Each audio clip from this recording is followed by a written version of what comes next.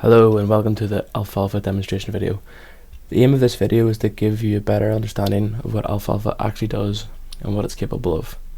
The link to the GitHub repository for the Alfalfa demonstration application is in the video description. This video is a supplement to the instructions given in the repository. First step is to install Falcon and Alfalfa. This video assumes that you have done this and set up your development web server to point to the application. This web server can be Nginx or Apache. I'm using Nginx, but it doesn't really matter. Second step is to clone the Alfalfa example repository. Once you've done this, navigate to the application library directory and clone the PHP standard lib from my GitHub repository. These are a bunch of abstract classes which can be used with any PHP framework.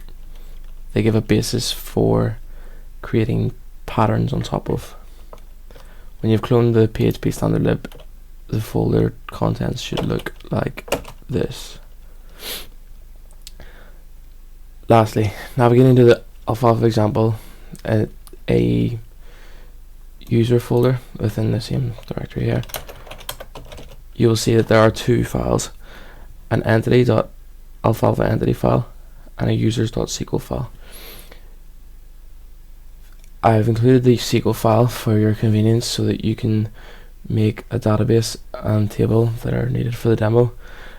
Do this and then we are ready to run Alfalfa.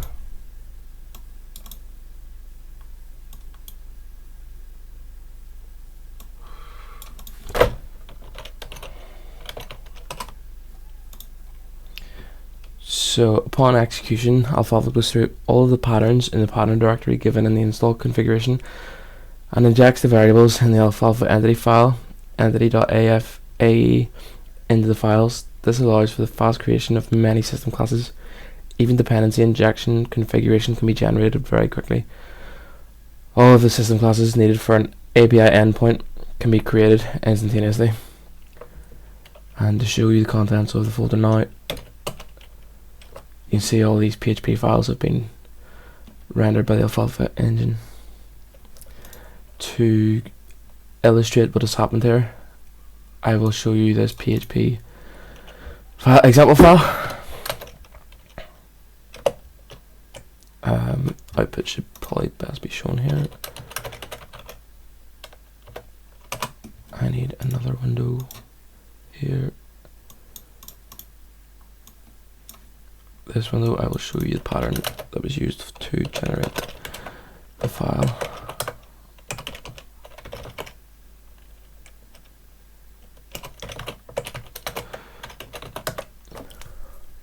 So all patterns that are Alfalfa patterns end in this extension .afat, Alfalfa template. This is the header for the start of an Alfalfa template file. Alfalfa-o for output and the file name. You can use, I'll move on forward and then explain more before I go back. The namespace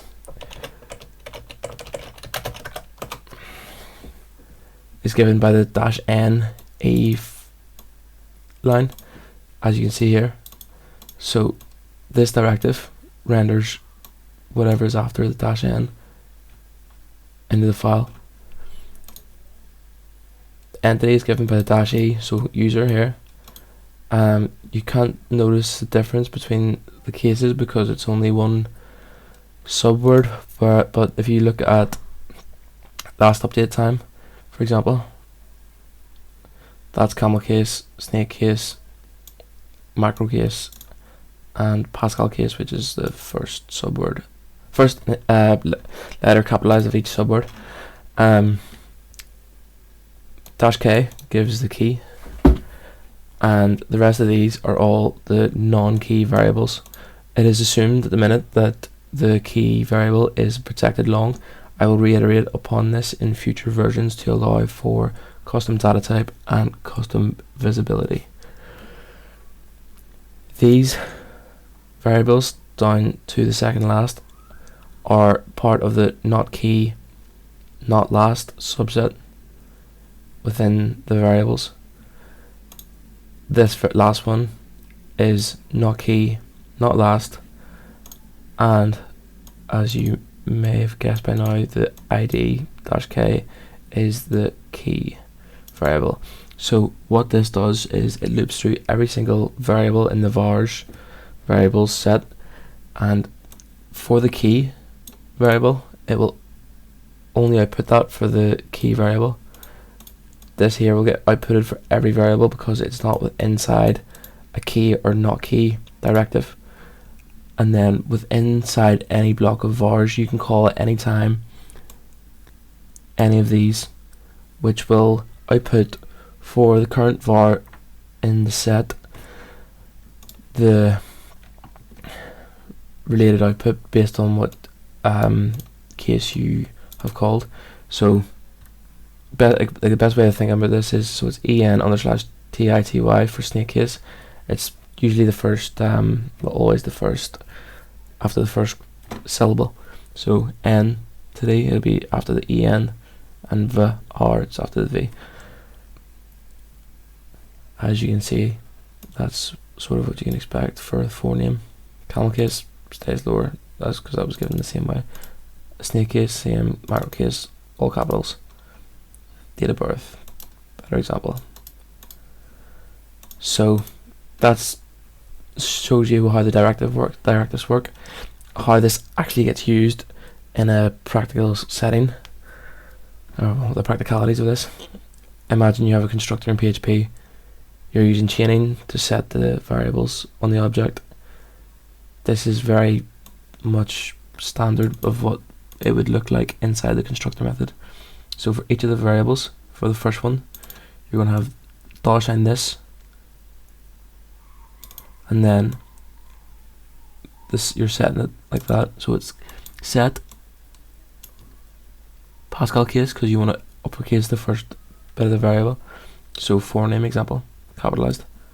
Date of birth, Pascal case. Open bracket, $, variable name as a camel case. Then it continues, not key, not last. You're going to do the same sort of thing. So you're chaining, so set variable lower camel case, and then not key, not last. It's the same except you have your closing semicolon there. So you can do this, and doing this, you can build up patterns for pretty much most software patterns that you can think of can be done this way, which leaves you more time, and well, it requires means you have more mental capacity to deal with things like making controllers and just basically handling business logic, which tends to be more unique than the type of classes that are used to, example, make an API. So I'll show you the API being working. So what you need to do is here in your IDE of choice, you want to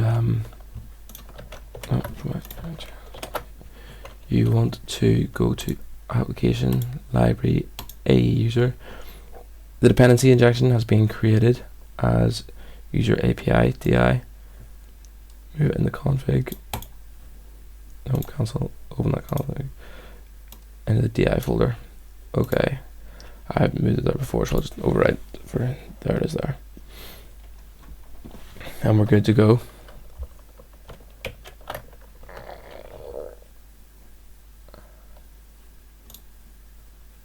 This here example, this is Postman. It's used for making curl requests. The API, this is what you should have your set. Well, you can set it up to whatever you wish, but you're making a post request here with JSON,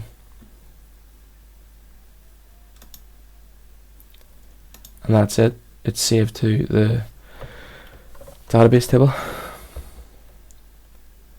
and you've made an API endpoint there in less than, like, usually it would take maybe an hour or two, and it's only taken, like, writing an Alfalfa entity file, if you have a UML diagram, is a matter of like less than 5 minutes.